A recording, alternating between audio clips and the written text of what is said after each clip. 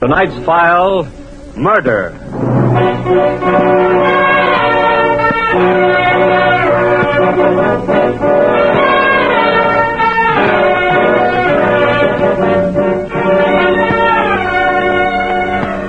In the crime of murder, final conviction of the killer often depends on evidence which can be revealed only by the microscopes, the test tubes, and other instruments of modern science with which the FBI's vast laboratory is equipped. Whereas the steps leading to the killer's arrest may depend altogether on the intelligence and swift action of the special agent on the case. Tonight's case from the files of your F.B.I. is a dramatic example of how investigative ability brought about the arrest of a brutal killer, after which science convicted him. About 2 miles out from the village of Belford, Massachusetts, sitting well back from the road, is the weather-beaten house occupied by the Creightons. Although a sign on the roadside mailbox reads, "Tourists accommodated," Effie Creighton, a kindly little gray-haired woman nearing 70, and her granddaughter Lynn are alone most of the time, as they were one rainy Saturday night in the early fall. In the living room, Effie sits in her rocker before the fire, knitting. Lynn is at the piano, while Blackie of Scotty stretches indifferently before the fireplace. Lynn, my dear, couldn't you play something just a little more cheerful? It's not a very cheerful night, Nanny.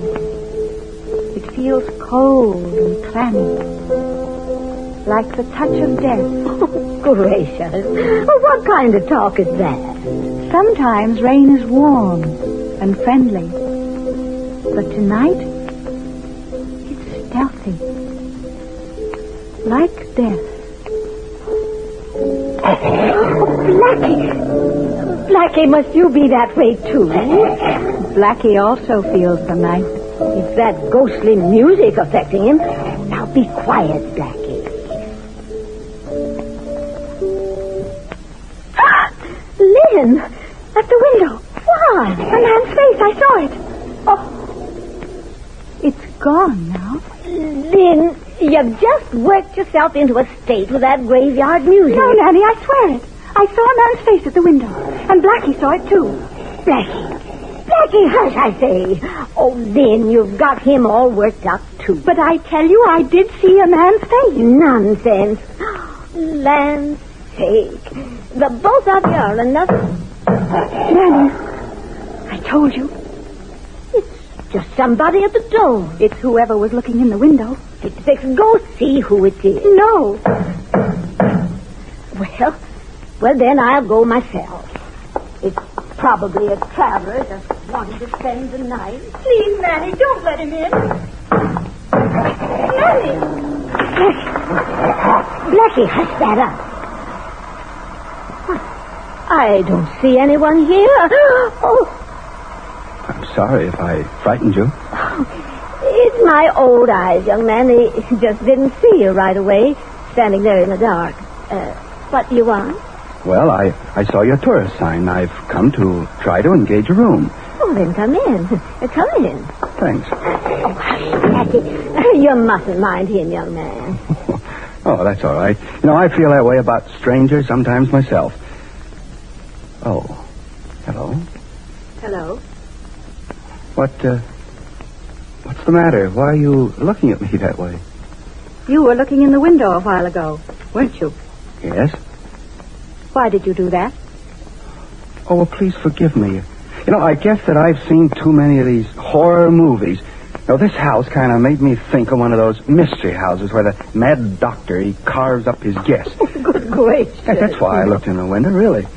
Yes, but when I saw a sweet little old lady and a charming young girl... Well, but we might be just a blind for that mad doctor, you know.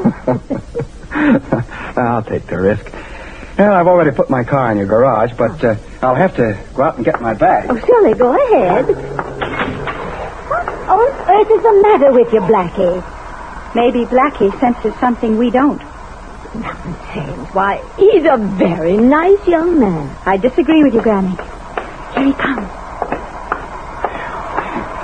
Hey, that rain seems to be a bit wet. You get right out of those wet clothes, young man, and I'll scare you up a bite of supper and some hot coffee. Thanks. That'll be awfully nice of you. Get away from that suitcase. I'm sorry. Blackie, now you go on into the living room. Go. What's your name? Oh, I'm sorry. It's Smith. Harold Smith. Well, I'm Effie Creighton. Uh-huh. And this is my granddaughter, Lynn. Oh, hello.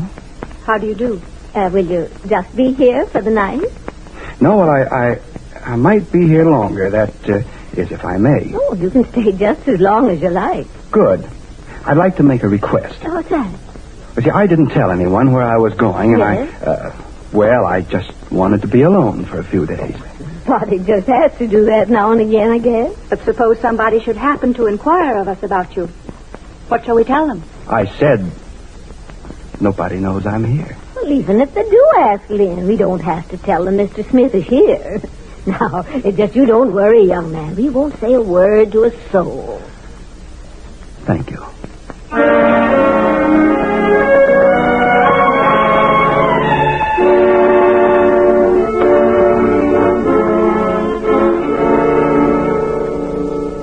About 50 miles on the other side of Belford, Massachusetts, and near the Connecticut line, a highway patrolman about dusk had followed a trail of blood he saw leading off the road and found the body of a man in a clump of bushes, his head bashed in. By his side was an empty mail sack.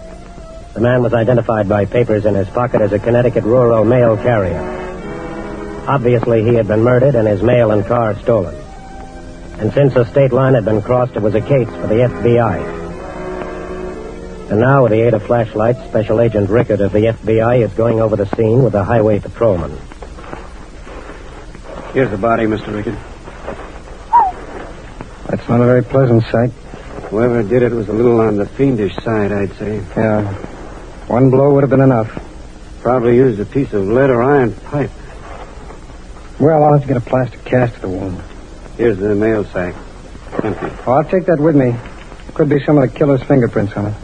I don't quite figure his motive. He seems to have been badly in need of a car. What about the mail? Oh, just took that along, I guess, in case there was anything of value in it. If he only wanted a car, he could have stolen one with a lot less trouble. Now, to the man who did this kind of a job, killing is no trouble. It's a sadistic pleasure. Yeah. Well, you said you wanted me to help you make some plaster casts of the killer's footprints from those tire tracks up there at the road. Yeah. Let's get up there. And I guess you'll want to arrange to get the body down to the morgue. Okay. Here's the spot where he dragged the body under this barbed wire fence. Mm-hmm. Well, he seems to have left us another little clue. Look. It's caught on this barb. Yeah. Tiny piece of cloth of some kind. Mm-hmm. Looks brown to me. Nail carrier wasn't wearing anything of that color. The killer must have snagged his own coat or breeches. Well, I'll take it along to the lab. Let's make those casts now. We got to get a line on this killer fast. There's no telling when or why he'll murder someone else.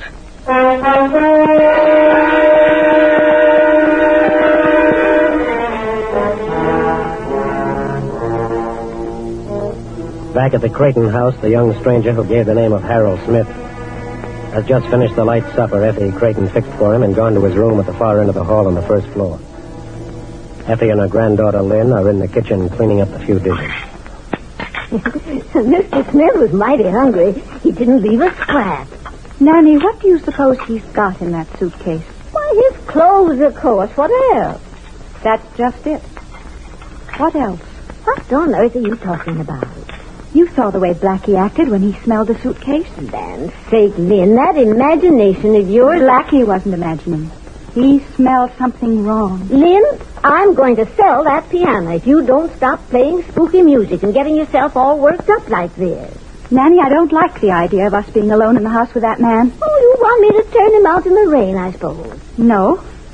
But I can get Uncle Will to come over and spend the night with us. Lynn, he's a nice young man. I'm going to call Uncle Will. He'll laugh at you. But he'll come over. He'd go anywhere if Aunt Sarah let him out of the house. I'll get him over. Don't worry.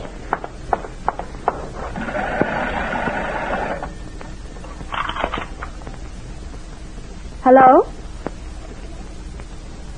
Hello? Operator? Operator?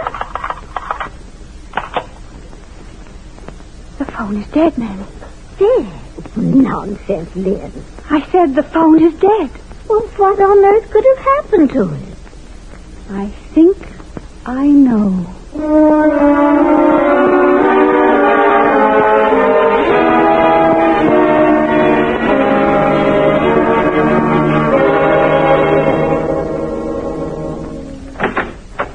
Hello, Jim. Hi, Rick. I got a new lead while you were out. Oh, what's it? The postal inspector cooperating on the case called in from Benning, Connecticut. That's the town the mail carrier worked out of, you know. Yeah. But shortly after noon today, a young man about 6 feet tall robbed a movie cashier. Uh-huh. He was wearing a brown suit, and he didn't use a pistol. He threatened the girl with a heavy piece of pipe. How'd he get away? Ran, disappeared in the Saturday crowd before anybody knew what had happened. Mm-hmm. And he probably commandeered the mail carrier's car to make his full getaway. Mm-hmm. After they got over the state line, killed the mail carrier, dragged his body into the bushes, and took out with the car. Yeah, that sounds just like it. Where's the description of that car, Jim? Oh, right here. Pull out a 5-state alarm on it right away.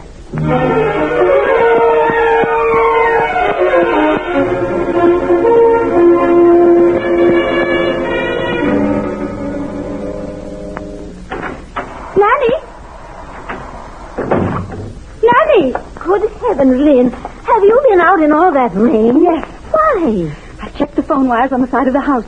They've been cut. Good. He did it, Nanny. I know he did. What for? For all the reasons that I... Here he comes.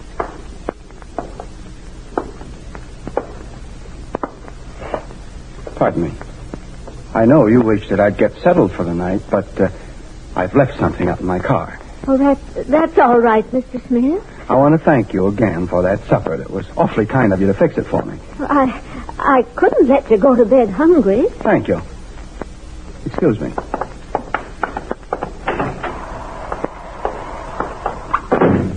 Come on, Nanny, quick. Where? I'm going to look in that suitcase. Oh, but he'll be right back. Come on. Oh, if he comes back and catches There's the suitcase. I'm going to find out what's in it.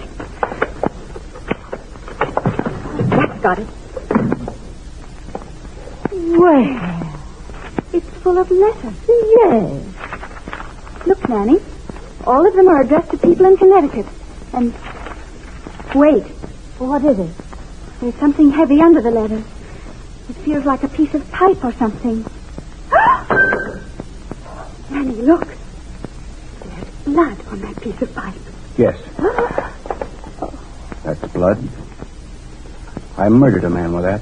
Oh. Well, you don't look surprised, young lady. I'm not.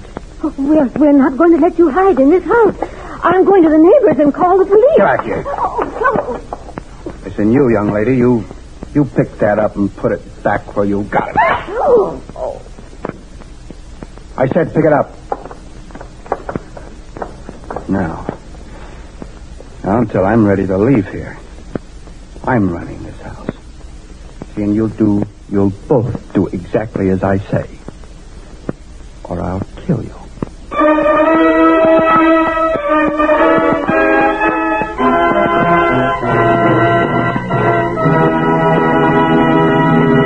We momentarily close the Equitable Society's presentation of the Federal Bureau of Investigation file on the fugitive killer.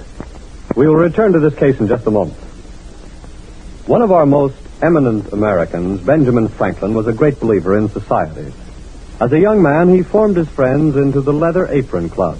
Later, he organized the first circulating library in America and the first fire company in Philadelphia. And in 1743, he founded the American Philosophical Society.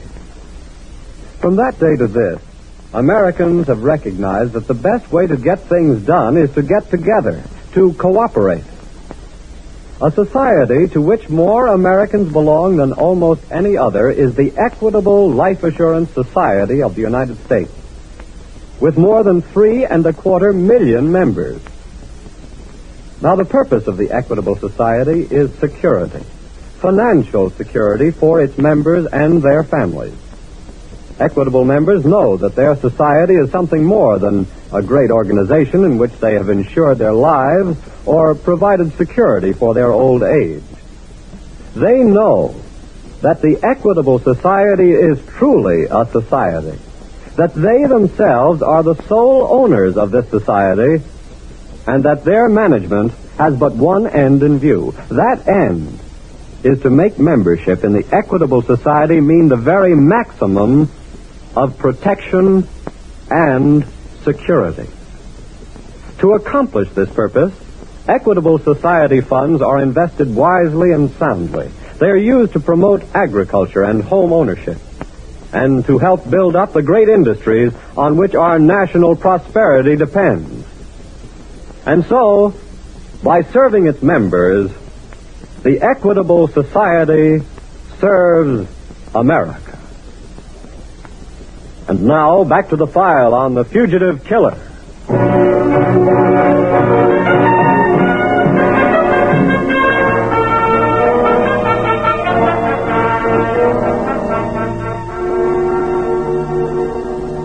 Instruments of modern science can only aid in identifying and convicting a criminal. They cannot catch him. That remains solely a job for human intelligence. In the case of the fugitive killer, many clues were now in the F.B.I. laboratory ready to convict him. But it is up to Special Agent Rickard to find it. It is nearly 1 o'clock in the morning now, and the plane on which Rickard dispatched to Washington fingerprints found on the mail sack near the body of the rural postman was due to arrive in Washington at 11 o'clock. Rickard and Special Agent Lambert are sitting in the office mapping their next move when an assistant hurries in from the teletype room. Here's Washington's report on your man, Mr. Rickard. Oh, thanks. Lambert. Yeah? Listen to this. What? The man is William Garland. 32, 6 feet half inch, 185 pounds, black hair, served term for assault and robbery, and... Hey, listen to this. What? Wanted for murder in Cleveland, Ohio. Hey, we better put that out on the 5-state alarm, too. Okay, and then we'd better start traveling. Where? If Garland had kept on the move in that stolen car, some trace of it would have been reported by now. Oh, you think he's gone under? He must have gone into hiding shortly after killing that mail carrier. Which means he's likely to be in this area. Right. We know he drove north after disposing of the body. Let's head for there and investigate all tourist camps and houses along the way. Right. Come on.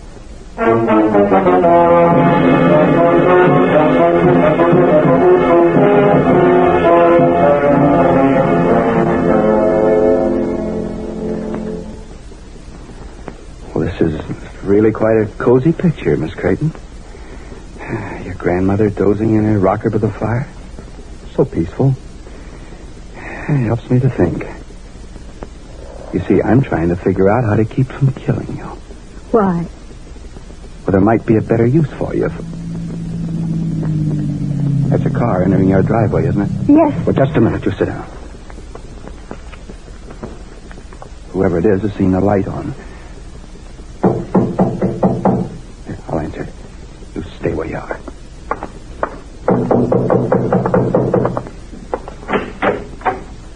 Hello? Yes? Well, awfully sorry to bother you this time of night, brother. I always hate to be bothered myself. What do you want? Well, I saw your sign on the mailbox down at the road, and, well, I'd like to take on a bit of shut-eye if it's okay. I'm terribly sorry to have to turn you down. What's the matter, pull up? No, it's not that. We should have taken that sign down. There's sickness in the house. Oh, gee, I'm sorry. Say, I hope I haven't disturbed the weather sick. Oh, you haven't? Well, I'll push into Belford and try my luck there. Thanks anyway. I hope they get better. Yes, thank you, sir. Good night. I'm sorry I had to turn that gentleman away, but, well, you understand. Yes. Well, I think I've figured out what to do with you good people. We're going to take a little trip. What do you mean? Well, I can't stay here forever, and I can't leave without you very well. You could kill us. Yes, but I found a better use for you. Is that nobody is likely to suspect me if I'm traveling with a sweet little old lady, a pretty young girl, especially if I'm driving a car that the police are not looking for. But they must be looking for your car. They're not looking for yours, and that's the one we'll be traveling in.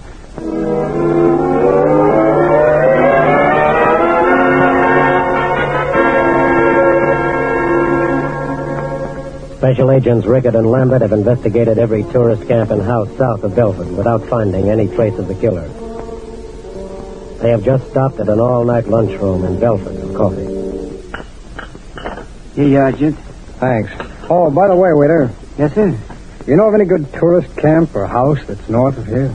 Yes, sir. You ain't far from a good one right now. Oh? Just a couple of miles up the road, Creighton House. Hey, did you say the Creighton House? Yes, sir. Pardon me for butting in, fellas, but I was just there myself and got a turn down. Oh? Oh, yeah, the fellow that came to the door said there was sickness in the house. I see. You say the fella that came to the door? Oh, yeah. You must be talking about another house. There ain't no man lives at the Creighton House. Just an old lady and her granddaughter. I know him well. Oh, no, I'm sorry, but it was the Creighton House. I saw the name in the mailbox. Mister, what did this fellow look like? I didn't pay much attention. Kind of tall, had on a brown suit. Lambert, let's go.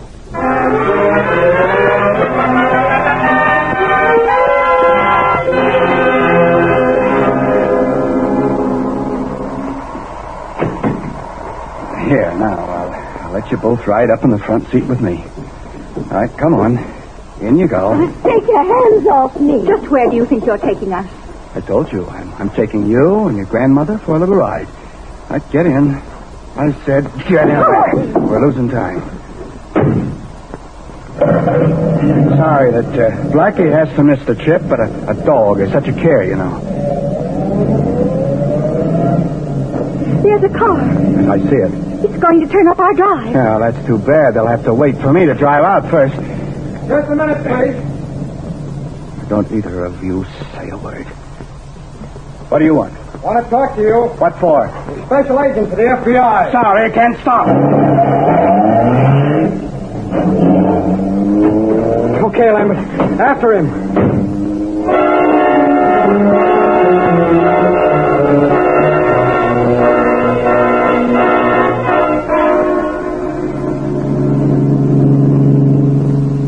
That must be the Creighton woman and the girl in there with him, Rickard. Yeah.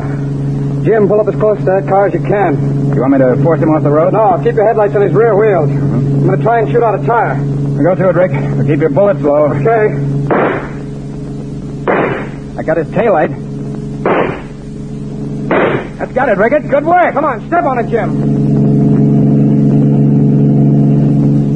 All right. All right, pull over and start, Garland. And keep your hands on the wheel.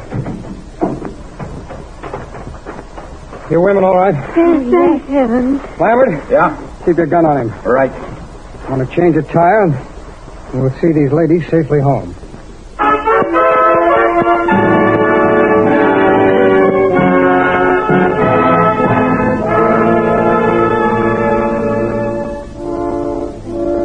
The FBI does not make an arrest unless it has sufficient evidence to warrant the arrest. And once a criminal is arrested, his conviction is practically a scientific certainty. For through your representatives in Congress, you have provided your FBI with a means for establishment of one of the most modern laboratories in the world designed for criminal detection. When William Garland was arrested, there was in the FBI laboratory, as evidence against him, a few threads from his suit, plastic cast of his footprints, auto tire tracks, fingerprints from the mail sack, and specimens of blood from the murdered man to match with blood on the murder instrument. This laboratory is working 24 hours a day for your protection, making the road the criminal follows a dead-end street.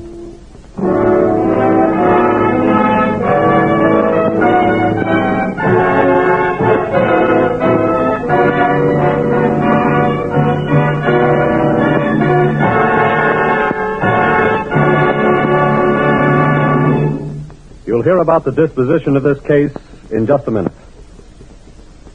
Imagine a cotton bag so big that the 90,000 square miles of Japan's largest island, Honshu, could have been dropped into it. Incidentally, that wouldn't have been such a bad idea, would it? Such a bag could have been made from a single order for tent canvas, which was filled by America's cotton textile industry last year. At least 10,000 other cotton products were used by the Army and Navy. They ranged from socks and shoestrings to smokeless powder and collapsible rafts. So will you join the Equitable Society in a salute to cotton and to the managers and workers of America's 1,200 cotton mills? Although 1/3 of this industry's manpower and womanpower wore Uncle Sam's uniforms, its output is running 50% higher than pre-war levels. An extra 50% that was vital to victory. which will now help raise the standard of living for America and the world. Members of the Equitable Life Assurance Society of the United States will be interested to know that their society has made a substantial investment in the cotton textile industry. In fact, Equitable Society funds have been a consistent factor in the growth and development of most of the great industries on which America depends for full employment and continued prosperity in the post-war years. In wartime, Equitable Society dollars were fighting dollars. And at all times, they are security dollars. For you, your home, and your country.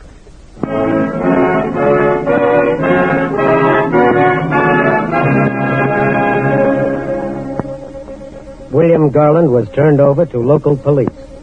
He was tried and convicted on the charge of first-degree murder.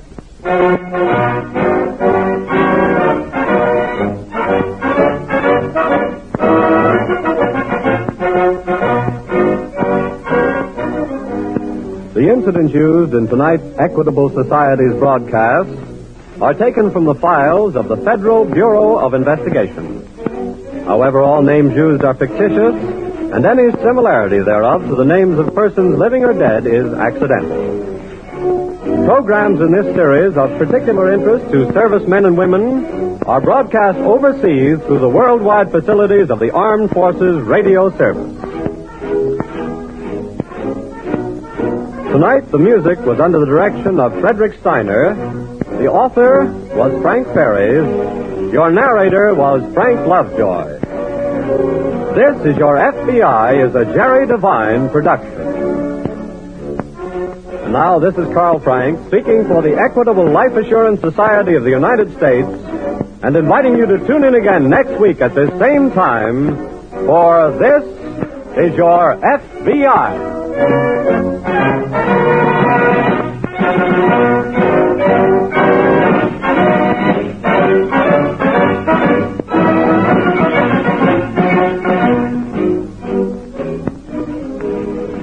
A page from the annals of our courts of justice. That's famous jury trials. Tonight's exciting case follows now over most of these stations. This is the American Broadcasting Company.